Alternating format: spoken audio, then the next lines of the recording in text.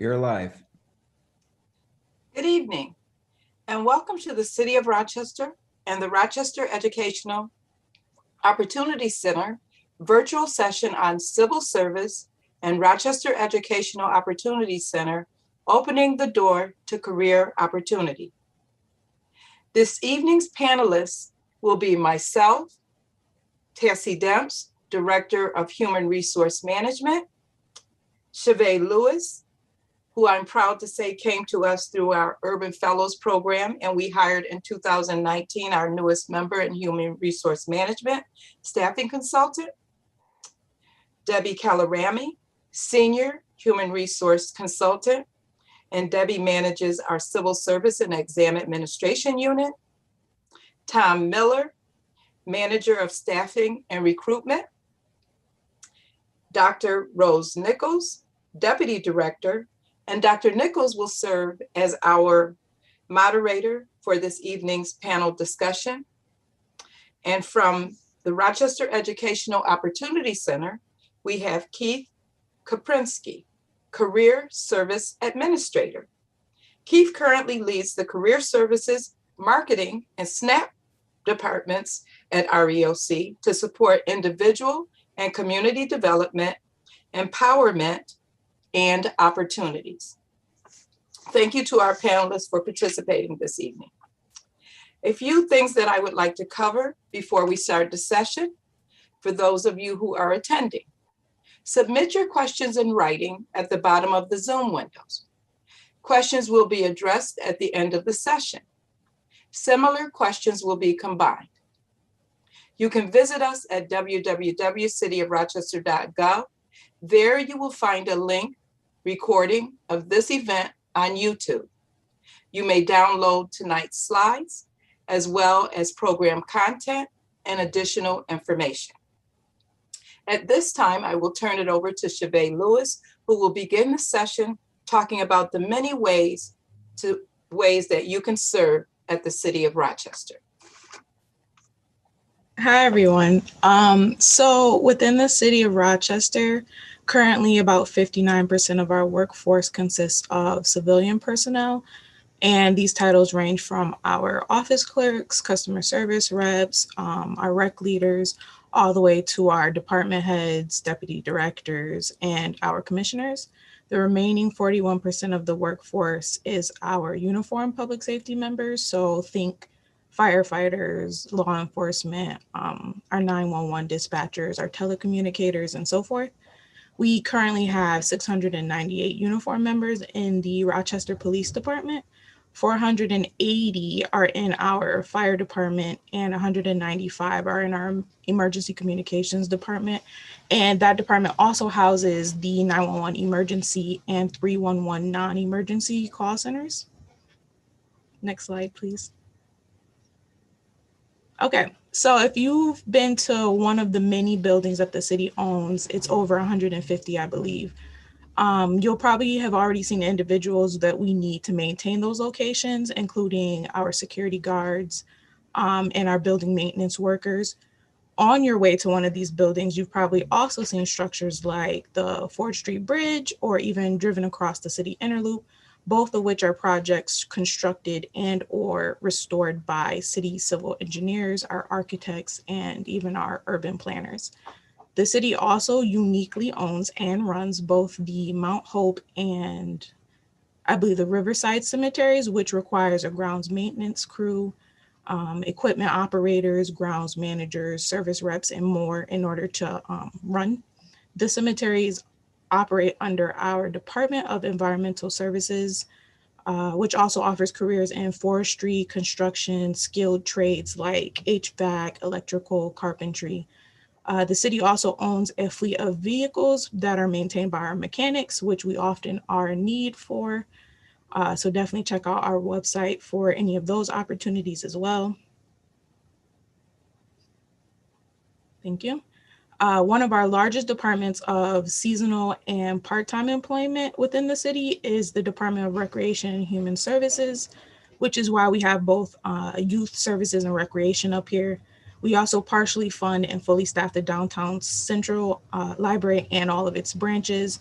The libraries tend to offer a lot of activities after school, summer activities for kids of all ages. They do movie screenings, book readings. They even have like a music lab, I believe, on the second or third floor, which is pretty awesome. Employment with the city extends even beyond the greater Rochester area, since we also staff the the Hemlock Lake water treatment facility out in Hemlock, New York, where we also have maintenance mechanics, water quality chemists, and other technicians. So we do have a variety of employment opportunities that span over a large number of interests and career specialty areas. So definitely keep a lookout for new opportunities on the city's job page. But at this time, I'll pass it off to Debbie so that she can talk more about the civil service process, and we'll go deeper into the city's employment application process as well. Thank you, Chavez. I'd just like to give you a little bit of background into the difference between the City of Rochester and Monroe County and what we service and what they service. The City of Rochester covers all city government and all of those departments and areas that Chavez just spoke of. We also handle the civil service exam process for the Rochester Housing Authority. Monroe County Civil Service, on the other hand, handles all the county government, all of the towns and villages and their governments. They also handle the civil service and hiring process for city and suburban school districts. I'd like to tell you the best way to apply for a civil service exam or for a job actually is to apply online and to complete an online profile on the city's website, www.cityofrochester.gov, and you just click on jobs, the job link, and you can complete you sign in, you get a password that's unique to you. You can change it at any time you wish. You have the opportunity to complete your profile, your education profile, all of your work experience, and it's saved right on the city's website. So you can always go in there and update it when you need to. It's very easy to update. Anytime you're applying for something online, the application deadline is always midnight of the day, the deadline date. On the other hand, if you're applying by paper, which people can also do, the application deadline is at 5 p.m. on that date because City Hall is no longer open.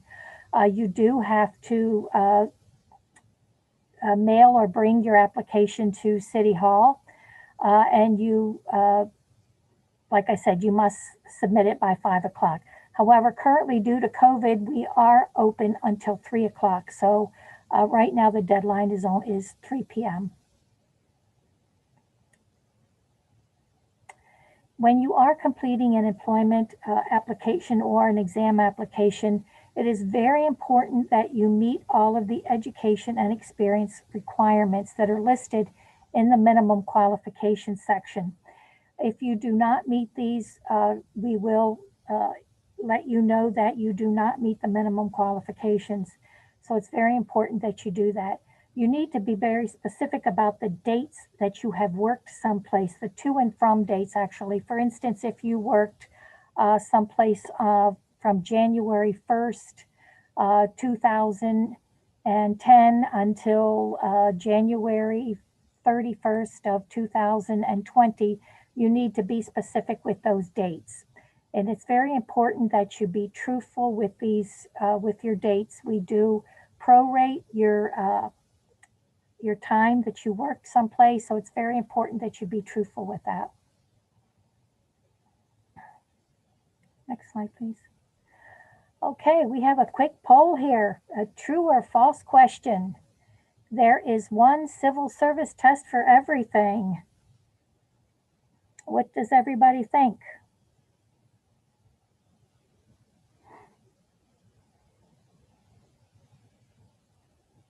True or false? There is one civil service test for everything.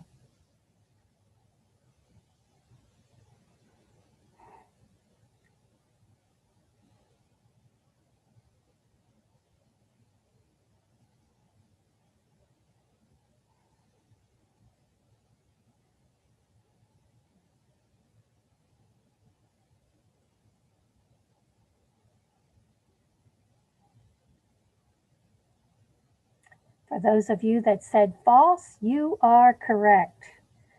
Give yourselves a round of applause on that one. This is not like the Postal Service where you take one test, the federal government, you take one civil service test and that's it. With local government, the city, and with Monroe County as well, every title has its own test. The exams are designed for the specific titles. So one test cannot cover everything. You can't take a test for as a 911 operator and work as an engineer. The test doesn't cover everything. They're very specific to each title.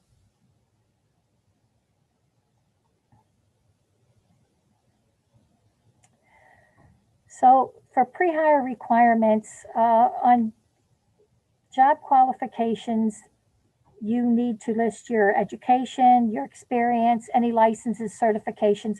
Every job requires specific things. So it's important for you to indicate if you have a high school diploma. You need to indicate if you have a degree, if that's what's required. If you're applying for an electrician's job, you need to indicate your licenses as an electrician, any certifications you have, driver's licenses, that sort of thing. If there's a civil service test involved, that's another place where you need to indicate all of your qualifications to help you qualify for the exam. If there's city residency required, it's noted. It is not required to work for 911 because 911, it covers the city and the county. It's not just for the city. There are very job-specific testing. Some have physical exams, an agility, for instance, for firefighter, police officer. There's hearing exams, there's vision tests, there's psychological exams, there are background checks, and for every city employment, there is a drug test that you have to pass.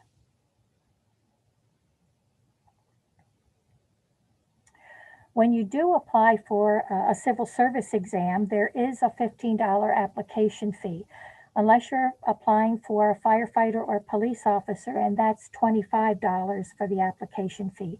However, New York State Civil Service law says that we can waive your fee and you can apply for a fee waiver if you are primarily responsible for the support of your household or you're receiving public assistance. If you apply online, you can apply for a fee waiver online at the same time. Otherwise, we do have fee waiver forms that you can pick up here at City Hall, or you can ask to have them mailed. You can also download it right from our website. So it's very important. If you do need to waive a fee, we don't want you to not apply for an exam just because you can't afford the $15 or the $25 at that moment.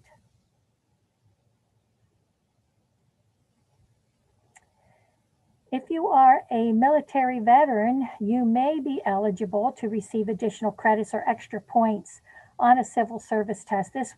Points would be added to a passing score. You have to actually pass the exam to get the extra points. If you are a disabled veteran, you may be entitled to receive an additional 10 points on an open competitive exam, or if you're taking a promotional exam, if you're already a city employee, you may receive 5 points. If you're a non-disabled veteran, you would be entitled to 5 points on an open competitive exam, or 2.5 points if you are taking a promotional exam if you are a current city employee. We also allow for special testing arrangements if you need an alternate test date, if you're going to be out of town or you're working. We can help you with special testing arrangements or an alternate test date. You do need to supply us with some formal documentation on this. However, we will work with you to help you get these arrangements and an alternate test date. What you can do is there is space right on the application for you to indicate that, and we will contact you regarding that, or you can call us at the civil service line at 585-428-9800, or you can email us at hr@ at cityofrochester.gov.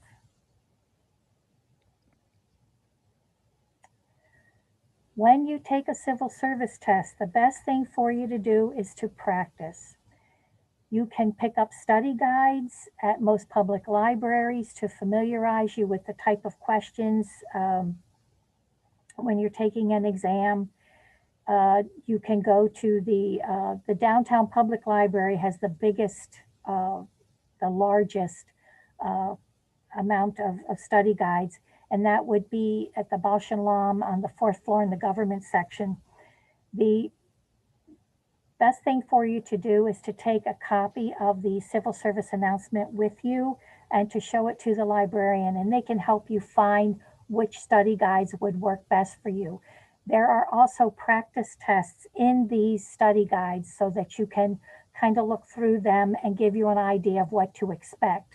We also suggest, depending on what type of test you're taking, for instance, if you're taking a test for 911, that you practice data entry and keyboarding. And the best way to do that would be to listen to TV or radio and or someone speaking and just keyboard and just type and make sure you get it as accurately as you can.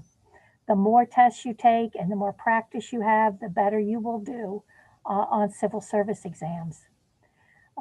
At this point, I'm going to turn it over to Tom, and he's going to go over how to apply and our exam announcements. All right. Thank you, Debbie. Good evening. Now that we've given you some information regarding the various career opportunities that exist with the City of Rochester, as well as the application process, I'd like to walk everyone through exactly how to identify and pursue these opportunities with the City of Rochester. So all job opportunities with the City of Rochester are contained on the city's website. So if you go to cityofrochester.gov and you click on the jobs tab at the top of the page, that will take you to the page that contains all the current openings that exist at the City of Rochester. What you actually see on the screen right now is actually a screenshot from that job opportunities page on the city's website. So I'd just quickly like to walk you guys through a couple of these columns just to give you a better idea of what exactly they mean. So the first column on the left-hand side where it says listing category, that's going to tell you if what we are advertising for is a civil service exam or a current job opening.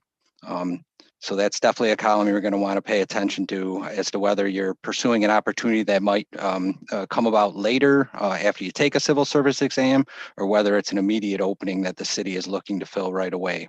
The next column displays the title for the position. Another important column here is who may apply. There are a number of positions at the city that potentially would require city residency, as well as certain opportunities at the city that are exclusive to current employees, promotional opportunities. So you're definitely going to want to pay attention to the ones that say all applicants. You're then going to see the minimum and maximum salary for the position. The minimum maximum, it's a little bit deceiving. Generally, the most salaries at the city are not negotiable, meaning that you start off at the minimum level. But what we're trying to show you here is that within every job in the city, there is earnings growth that is built in automatically when somebody is in that position. Moving towards the right, another important column is application deadline. All application deadlines at the city are firm. So you definitely want to make sure you're paying attention to that deadline and make sure you get your application in on a timely basis.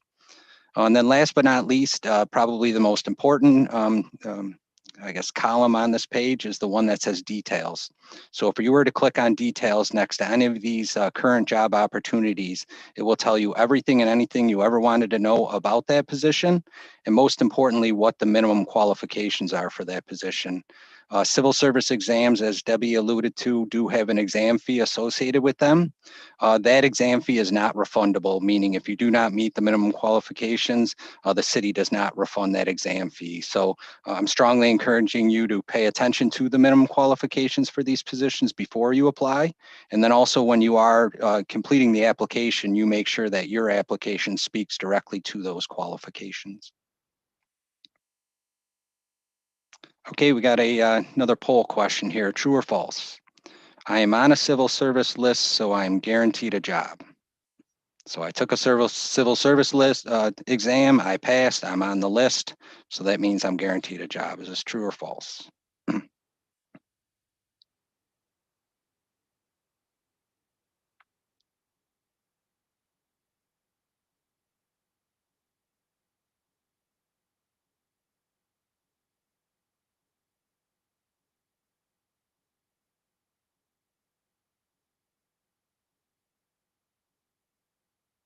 Okay, and the correct answer is false. So just simply because you passed a civil service exam and you are on the list, this does not necessarily guarantee you a job. Within civil service, there is something that is called the rule of three that basically means you need to be one of the top 3 scoring candidates in order to be eligible for a position. Okay, now I would like to talk about a couple of exciting current openings we have here at the city that we are in desperate need of filling. Specifically positions at the city's 911 call center. So the 911 call center is located on West Main Street, right across the street from Nick Tahoe's. The 911 call center is staffed by city employees. So if you anyone who calls 911 from anywhere within Monroe County, it is a city employee at that facility who is answering that call. Within the 911 call center, we do have 2 entry-level titles. The first one is 911 Telecommunicator. This particular title, if you were to call 911 right now, a city employee in the telecommunicator title is the person who would be answering that call. The second entry-level title that we have at the 911 call center is a dispatcher. The dispatcher is then the person who would dispatch the appropriate police, fire, or emergency response, depending on what the nature of the 911 call was. Both of these positions at the 911 call center do require just a high school diploma or equivalent. So as you can assume, there's extensive training that's involved in these positions. So we're really just looking with somebody with those or meeting that educational threshold, at which time they would be hired and then be able to be trained to be capable of performing the duties of those jobs. Within the 911 call center for these 2 titles, there are a couple special requirements. You must have a satisfactory police record and background check, including an FBI fingerprint check. Obviously, positions at the 911 call center are dealing with very sensitive information, so that is why the police check is then required. Additionally, you would have to go through a medical examination, which would include vision, hearing, speech, physical ability to sit for long periods of time, as well as a psychological test. The psychological test, we are not testing to see if somebody is crazy. We're simply testing to see if somebody has the mental makeup that it would take to be a 911 call center employee. Clearly, individuals at the 911 call center, the individuals calling the call center are doing so normally at their worst point in their lives. So clearly we need somebody who has that right mental makeup to be able to handle those very sensitive calls. And then last but not least, as with any city employee, there is a pre-employment drug test that is involved. So now I'm going to go a little bit into the 2 entry-level titles. So the first one is the 911 telecommunicator. At the top of the screen, you'll see that current salary range. So individuals hired into this telecommunicator title, starting salary is $32,314. One thing that is important to note that individuals, when they are hired, go through extensive training, and within 9 months, they are certified telecommunicators. Once they receive that certification at 9 months, they automatically get an $8,000 pay increase.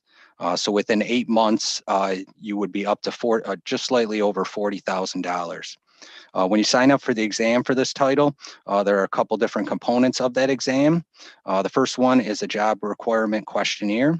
So we're really testing for your availability and willingness to work all shifts as required.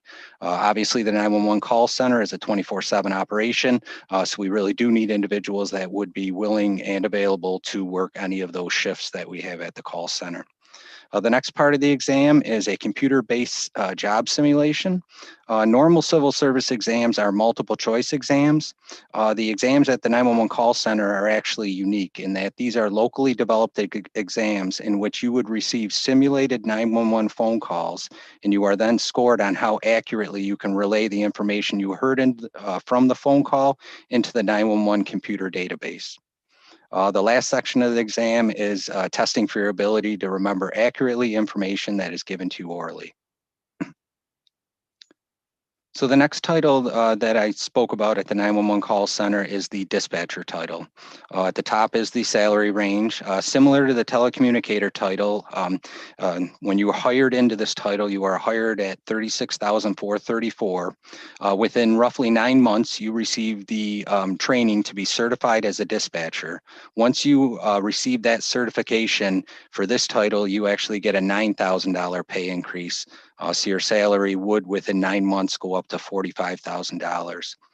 Similar to the telecommunicator exam, you are tested on receiving simulated 911 phone calls, and you're then scored on how accurately you can relay that information.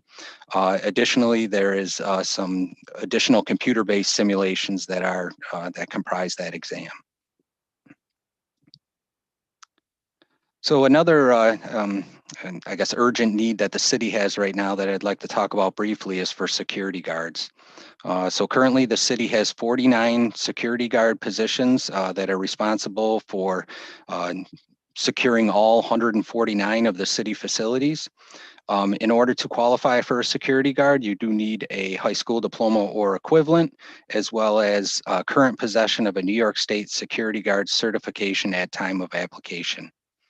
Additional requirements for security guards with the City of Rochester is that they must have a valid Class D driver's license both at their time of appointment, as well as they must maintain that licensure throughout their employment.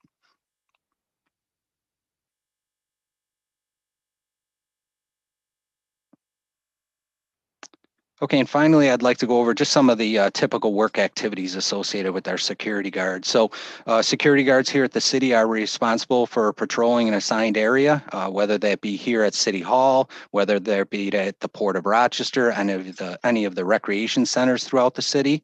We do have security that are staffing those facilities. We do have security guards that are monitoring the closed circuit security system, video system within the City of Rochester. We also have city security guards that are responsible for keeping order at public gatherings as well as city special events. Okay, now I would like to turn the presentation over to Keith Krupczynski from the Rochester Educational Opportunity Center. Keith is going to talk about some very exciting programs that the city and REOC have collaborated on, for which individuals who complete these programs can actually transition that directly into full-time city employment. Thank you, sir. Good evening, everyone. My name is Keith, also known as Mr. K by many of our students. I am the Career Services Administrator at the REOC.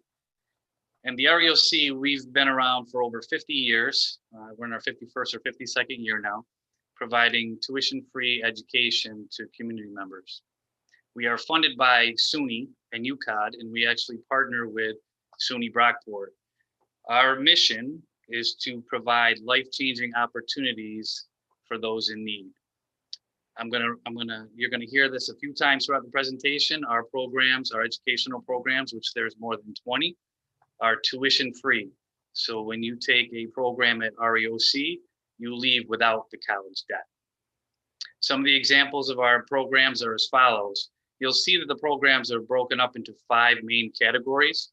You'll see business and IT, academic, occupational, early childhood, and healthcare.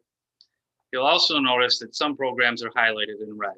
Those programs that are highlighted in red are closely affiliated with the positions that are available through the City of Rochester. So you just heard a little bit about the security guard positions, for example, as well as the 911 telecommunicator, which would be our emergency telecommunications program. You can enroll any of our programs any time of the year. And again, they're tuition free. Suny for All is a brand new initiative. As part of the Suny family, REOC now offers online certification programs. The majority of the programs that we offer are credentialed and or offer a certification. Suny for All now gives everyone the opportunity to take a program no matter where they reside in New York State. So for example, if I live in New York City and the Rochester EOC offers a emergency telecommunications program online, I can take that program from my home in Manhattan or New York City or wherever else I may reside within New York State. And same goes to the opposite. If I reside in New York State, I can now take a program that may not be offered in Rochester, but is offered in Albany, Buffalo, Syracuse, or another part of the state, for example. This opens up opportunities for everybody throughout the state so we can reach you wherever you are. A couple of the quick benefits of the new Suny for All program: in addition to offering tuition-free online certification programs, once you complete the required coursework, a vocational program, or the academic high school equivalency, you can be, upon your choice, automatically enrolled at any of the 30 Suny community colleges, including Suny Empire and Suny Canton, across New York State with a waived application fee. So some great benefits and some great opportunities for all of the residents across New York State. Suny for All programs. The programs are going to be a little different, and these are being added to as we speak. Here you'll see 4 distinct categories instead of the normal 5 you saw at the REOC. The only difference here is some of the programs under child development, early childhood, are now listed here under business and industry. So you have business and industry, academic, allied health, and small business certification. You'll also notice that some of these programs are highlighted in blue. The programs that are highlighted in blue are the programs that we offer online at the REOC. Again, you do not need to live in the Rochester area to take these classes or enroll in these classes. These are available statewide. So for example, if I'm a Rochester resident and I want to take the professional medical coder and biller program listed under allied health, and that's only offered in Manhattan, I can enroll in that program, take that program completely online, gain my certification, and start my new career. So the ones in blue are Rochester offered classes, but you are not limited to those courses or those offerings. Anybody in New York State has access to all these programs. In Rochester, we're obviously very proud to offer the programs that we do, and we plan on adding some of those newer programs in the near future. Specifically speaking to one of the career opportunities with the City of Rochester is our Emergency Telecommunications program. This slide will give you a little more information about that specific course and certification and what it looks like. This is also known as the 911 Telecommunications Operator, as you heard about a few minutes ago. This course is 6 weeks long, about 8 to 10 hours a week, and considered asynchronous, which means it's not instructor-led. It's at your own pace within the time frame scheduled. There is an instructor, but it is not live. It is online at your pace.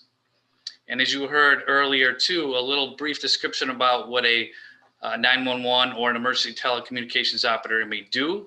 You're answering emergency and non-emergency calls, remaining composed and calm with a calm, cool demeanor for those people needing emergency assistance. And then, of course, following the proper protocols and procedures as you then relay that information to dispatchers so they can dispatch the appropriate authorities. A lot of information and a whole lot more. At the REOC, we offer over 20 tuition-free programs, and now that we have Suny for All, that program portfolio is only expanding. I strongly encourage any interested participants to send us an email at reocadmissions@brockport.edu, or you can visit our website and find all of the information and questions you may have at reoc.brockport.edu, where you'll find all programs, applications, instructions, and of course, phone number and email addresses to contact us if you need. I should also note the building, we are currently still under pandemic protocol, so the building is not fully open. However, we are now open from 9 a.m. to 3 p.m. Monday through Thursday for new applications. So if you're in the area and you're near 161 Chestnut Street, come on in Monday through Thursday between the hours of 9 to 3, or send us an email. We love to talk to you and create a life-changing opportunity for you as well. Thank you. We're appreciative. Hopefully we'll see you soon. Thank you. Thank you to our City of Rochester panelists and to Keith from the REOC we just went through the civil service and hiring process. So just to review again, that it is to the applicant's advantage to apply for any and all job or exam opportunities that you both have an interest in or that you may qualify for. As it was stated earlier, practice, practice, practice. There are opportunities for you to go and get assistance to be able to take any of the exams that you may be interested in. Please visit us at www.cityofrochester.gov to get employment opportunities, or as well, remember this session tonight is also available for you to download with all of the information that was given out. At this time, we're going to move to the portion of our session that we go through questions. I would like to turn it over to Dr. Rose Nichols, Deputy Director for Human Resource Management, and she will facilitate us through the question and answer portion of this evening's session. Good evening, everyone. I'm very excited that you're with us this evening, and I just want to give a big thank you to all of our panelists this evening. They've done a great job sharing information about both REOC and City of Rochester job opportunities and how to go through the civil service process. We've had some questions coming in throughout the presentation, so I'm going to go through as many of them as we can fit in this evening. And if I feel that there's a certain panelist that could address that question, I'm just going to hand it off to them. So the first question that we received this evening is, are salaries and pay rates negotiable? So Chavez, I think you spoke a little bit about that, or you could give some insight to that question. So the question is, are salaries and the pay rates negotiable? Yeah, so pretty much the salaries and pay rates are not negotiable. Tom actually gave a really good example of this in detail earlier in the presentation. Pretty much when you're coming into the city or being onboarded into the city, you start at the beginning salary, and then obviously with preferable performance, you receive an increase throughout your duration or your employment with the city. I believe that comes every year in the form of a step increase. So, but unfortunately, yes, when you first start at the city, it is not non-negotiable. You have to start at step one. Thank you, Chavez. Tom, did you want to add anything? Oh, no, I think Chavez, gave a very good explanation to that. So I think, as I indicated before, the range is displayed on advertisements, not necessarily for people to think there's the ability to negotiate, but just to show that, here at the city, there are built-in annual increases. So in the end of the day, the salary you start at the city is not what you would end as. There's a continuous growth for people financially and employment opportunities at the city.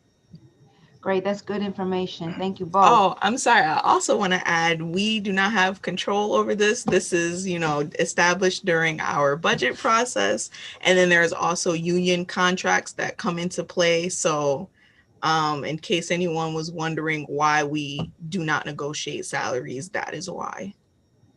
Good point. Thank you, Chavez. The next question that came in was, how long does an eligible list last? So Deb, could you explain what an eligible list is again and answer the question, how long does the eligible list last?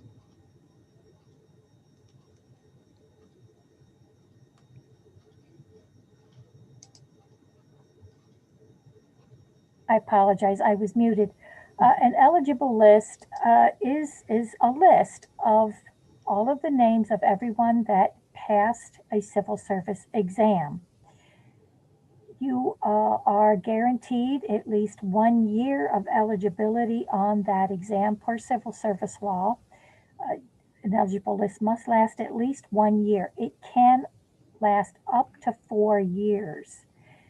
Some of our lists do, but most of the time our lists, some are gone in a year, some are gone in 2 years, but a list can last anywhere from 1 year to 4 years. Okay, great. Thank you, Deb. The next question that came in says, does the city accept resumes and cover letters? So Tom, since you manage the staffing unit, I'm going to ask if you can address that question. Yeah, absolutely. That's a great question. We get quite frequently in that. So anytime an individual is applying for a job with the City of Rochester, it is mandatory that they complete a City of Rochester employment application. But with that being said, if you did have a resume and cover letter that you would like to submit to supplement that application you submitted, you are definitely free to send that to the HR email address, which is hr@cityofrochester.gov. We'd be happy to add that resume and cover letter to your actual city application when it is forwarded to the hiring manager for their consideration. Okay, great. Thank you. Oh, I'm sorry. I also want to add something if that's okay. Sure. Just a little advice. Deb did mention it earlier in the presentation to be truthful and specific on your applications. We'd also like to see that on your resumes as well. And any times where you worked somewhere a year, 6 months, whatever, and you put the dates on your application, please make sure that they align correctly with what's on the resume as well, because we do receive some people who will submit things and they're off by a couple of months, and just to clean things up, it's probably best if you make sure everything is consistent. Thanks, Chavez. That's really good advice. I like that. Let's see, the next question. The question is, how long will it take to hear back about a position I applied for? So Chavez, since you just finished, I'm gonna let you start, and then others can jump in if they want to add anything. How long will it take to hear back about a position I applied for? So that I cannot give an exact answer. Once an advertisement ends, usually we wrap it up, and whatever staffing or HR consultant that's assigned to a particular department receives those applications and we review them. I know that we send a letter letting our applicants know that their application has already been screened or reviewed, but from that point, the consultant sends the applications off to the department that's hiring, and the process is entirely dependent upon how long it takes them to review the approved applications, how long they want to interview for, how many applications they've received. So it could take a month, it could take a couple of months, but usually if anyone ever has questions, we always strongly suggest that you call HR and we'll just give you a quick update. So pretty much that's the best answer I can give at this point. Great. Anyone want to add anything to that? No, I think that's excellent, response that Chavez gave. I think, if you want to inquire about the status of your application or the hiring process, please don't hesitate to call us in HR. It really varies from position to position. And, obviously there's a lot of other factors that come into play that may result in delays to the process. So, I guess when in doubt, if you're wondering, give us a shout. We'd definitely be able to fill you in on kind of where things stand with the process. I would also like to say, if somebody has taken a civil service exam, not to expect results very quickly. Most of our exams are scored by New York State Civil Service, and they will send us or let us know when the scores are available. And it could take anywhere from 3 months, 4 months, or 5 months or so. It's not a quick process when you take a civil service exam. So the biggest thing is to please be patient. And we notify you as soon as we possibly can when we get those scores. Yeah, it's a great point. I always encourage people that, really the time to take a civil service exam is when you're currently employed and pursuing and would like to pursue another opportunity, just because of the lengthy process that's involved with the civil service exam scoring and establishment of the list. So it's a little more of a long-term, prospect in terms of taking an exam and getting hired. So you definitely, want to make sure you're aware of that, as you sign up for exams. Yeah, that's a very good point. Thank you all. That was a very good point you made from every angle possible. So that's great. Okay, let's see. The next question that came in is, am I required to be a city resident in order to apply for employment? So Chavez, I'm going to ask you to start with that one. Sure. So that entirely depends upon the title that or position you're applying for. So if we have less than full-time titles, I believe our part-time or on-call or even our temp titles, you actually do have to be a city resident at the time that you apply. But for our full-time positions, I'm pretty sure most of them you do not, but you are given 1 year to move within the city after you are offered that position and start. So yes and no, we're not as flexible as the REOC Suny for all, but it works out in the end. Yeah, that's great. And Shabay, I'd like to add to that, I guess I'll kind of give some props to another city program. The city does have an employer-assisted housing program that is available to city employees. So if an individual is hired by the city and required to move into the city within 1 year, they're actually given $6,000 towards the purchase of a home in the city. That $6,000 is considered a forgivable loan, meaning if you stay with the city for 5 years and you stay in that home for 5 years, you do not need to pay that money back. So I actually took advantage of that program a little over 11 years ago, and can tell you it's a very easy program, and it's a quick way to get $6,000 to put towards anything towards the purchase of a home. So whether that's the down payment, closing costs, or anything associated with that. So it's definitely a wonderful program to encourage city employees to become city residents and, both live in the community that they serve. Tom, thank you for bringing that up. That is such a good point, and I'm sure there's many people in our community that don't even know about that. So that is a great benefit. Thank you.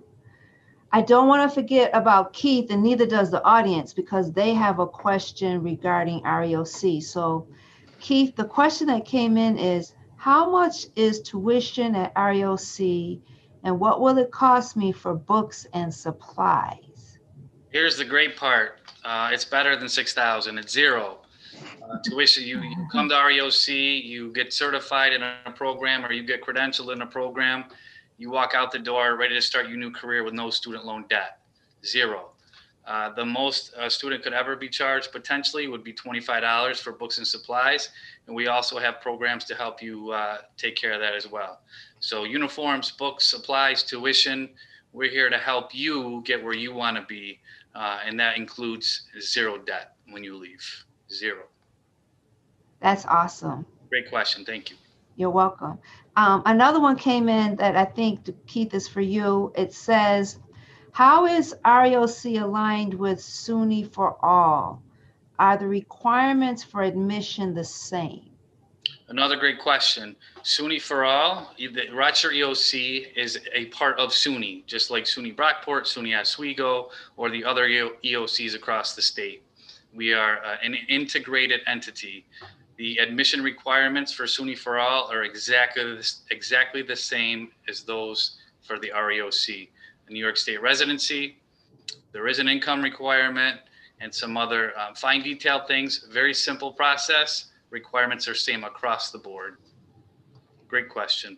Great. Thank you, Keith. And remember that Keith said it's simple. So that's right. Simple and no cost. Tuition free. Remember that. Right. Simple, no money. Always sounds good. The next question that came in is, if there is an exam application fee, do I need to pay it when I apply, or can I pay at another time? So Deb, I think you had talked about that earlier, so I'm going to turn that one over to you. Sure, I'd be happy to answer that. The answer is actually yes and no. We prefer and actually say application fee must be paid at the time of application. If you apply online, you are immediately directed to the payment page so that you can pay your fee, or you are given the option to waive. If you do not pay the fee at that time, you cannot go back in at a later date or later time to pay that fee. You will in fact have to either mail us a check or a money order, or come in to City Hall to pay that fee. If you apply via paper, you can mail us a check or a money order. Please don't send us cash in the mail. You can also pay that in person here at City Hall at the cashier's office. It's always nice when you pay it right when you apply, but if you can't, as long as you pay it by the deadline for that application fee, you're fine. If you run into problems, please contact us and speak with us regarding the situation so that we can try to help you to work through that. Great, thanks, Deb. We're going to just take a couple more questions because we're getting closer to the end of our time together this evening. So the next question is, how long are job advertisement and exam announcements posted on the city's website for? How long are they posted? So Tom, I think you had talked about that earlier. Can you elaborate? Yeah, sure. So all job advertisements are posted on the city's website for 10 business days. Exam announcements, on the other hand, are posted for 30 calendar days or 1 month. The advice I always give to everybody who is potentially pursuing employment with the City of Rochester is, if you make a point once a week to check the city's website for the current job opportunities at the city, you will never miss any of the openings that do come up in that. So, put a little note on your calendar every Wednesday to check the website, and each week you'll see a whole new slew of current openings that came up at the city since the last time you checked. Great, thank you, Tom. Deb, question for you. The question says, if I am on an eligible list for police officer or firefighter and move, is it sufficient to just notify RPD or RFD, or do I need to notify human resources also? Oh, please notify us also. We do maintain contact with all the candidates during the process, and we need to have a good address for you. By the time we get notified after sometime after a background investigation or something, mail may have been returned to us, and you may never have received a canvas letter. You may not have received any type of information we're sending to you, your questionnaire form, and you may miss out. And as Tom had said before, deadline dates are firm, and we strongly encourage you to keep your address, phone numbers up to date with us, in addition to the police department, the fire department, but please keep us informed.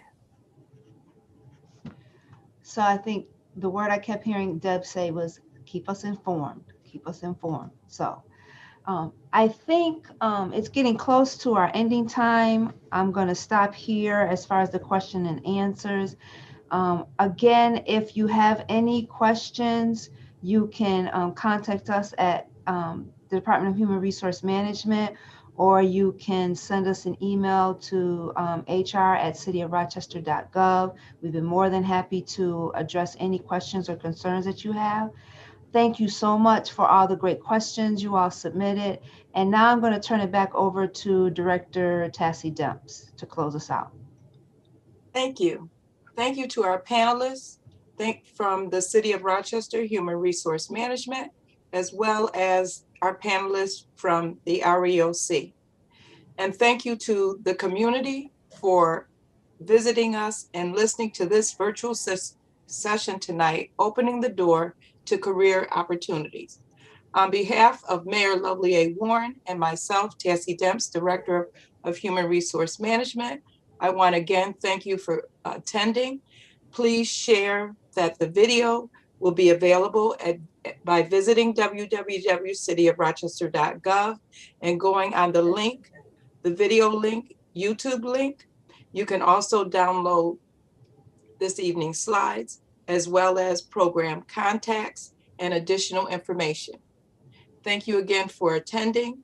Share this information, and we look forward to hoping that we see an application from you. Be safe, and thank you.